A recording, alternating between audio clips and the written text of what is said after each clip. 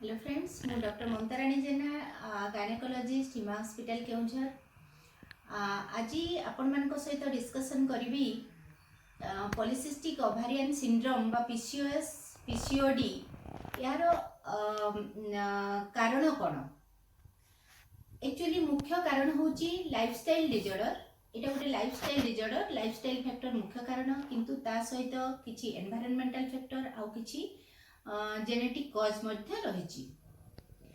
Lifestyle factor भितर आमर जीव सेडेंटरी हैबिट। आजिकली एक्चुअली आमर माने माँ सासू एमाने अंकर सेडेंटरी हैबिट नथिला। से माने घर काम रे भी बहुत एक्टिवली इन्वॉल्व होतिले, फिजिकल एक्सरसाइज हो जाउतिला। किंतु आजिकली झियो माने लेडी माने ऑफिस रे काम करचंती, घंटा घंटा धरी बसिकी काम करचंती, फिजिकल एक्सरसाइज नाही। सेथिपाई सेडेंटरी हैबिट पाई ए सब पॉलीसिस्टिक ओवारी होची, फैट गेन होची, वेट गेन होची, फैट डिपॉजिट होची।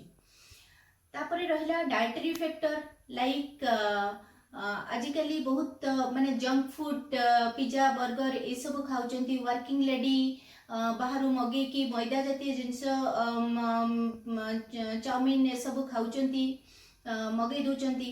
बाकी चिकेन ग्रो करिबा पई हमर जो हार्मोन दिया जाउची छोट रु बड़ करिबा पई, तार इफेक्ट मध्य महिला मानक देहरे देखा जाउची। आ गोटे होची स्लीप प्रॉब्लम। स्लीप प्रॉब्लम कहले आजिकली माने लेट नाइट रे सोइबा आ लेट रे उठिबा गोटे ट्रेंड हे गलानी। तो लेट रे सोइबा कारण रु कोन हुए, हमर बॉडी रे एड्रेनल ग्लैंड अछि जोठू कॉर्टिसोल हार्मोन सिक्रेशन हुए। इंटेस्टाइन रु ग्रेलिन नामक गोटे हार्मोन सिक्रेशन हुए आ फैट सेल रु लेप्टिन सिक्रेशन कमी जाए, जहा फल रे हमको माने भोक अधिक हुए। जंक फूड खाइबा को बेसी इच्छा हुए। जंक फूड खाइबा कारण रु फैट गेन हुए, वेट गेन हुए, ए सब हुए। तापरे पॉलीसिस्टिक ओवारियन सिंड्रोम रे इंसुलिन रेजिस्टेंस हे थाए। इंसुलिन कोन, इंसुलिन गोटे पैनक्रियाज रो हार्मोन सिक्रेशन हे थाए, जोटा कि हमर बॉडी रे आमे खाइला परे जोटा ग्लूकोज को कन्वर्ट हो जाए सेटा सेल रे यूटिलाइजेशन रे हेल्प करे।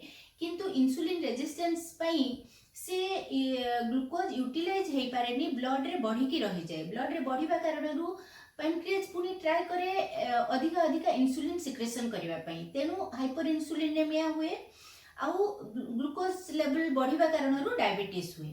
तो जेहेतु ग्लूकोज ब्लड रे बढ़ी की रहिला, से एक्सेस ग्लूकोज ता फैट को कन्वर्ट हे जाए आउ से फैट कन्वर्ट हे जाए male sex hormone androgen testosterone को। तेनु symptom like excess hair growth, व्रण बाहरिबा, मोटा हवा, ए सब देखा जाए। ये तो गला लाइफस्टाइल फैक्टर। बाकी रहिला एनवायरनमेंटल फैक्टर लाइक पॉल्यूशन, सी भी किछि मात्रा रे दायी। आउ जेनेटिक कॉज 30% पीसीओएस पई जेनेटिक कॉज मध्य दायी। गोटे घरे जदि माँ भौणी एमानकर पॉलीसिस्टिक ओवारी अछि, ताहले हमर सेडेंटरी हैबिट, हमर जो जंक फूड खाइबा, डाइटरी हैबिट, ए सब ट्रिगर भलिया काम करे। तेनु मु नेक्स्ट वीडियो रे आपण मानकु कहिबी एई पॉलीसिस्टिक ओवारियन सिंड्रोम रो लक्षण कोन आउ ताकू डायग्नोसिस केमिति हमें करि परिबा, नेक्स्ट ट्रीटमेंट केमिति करिबा हमें डिस्कशन करिबा।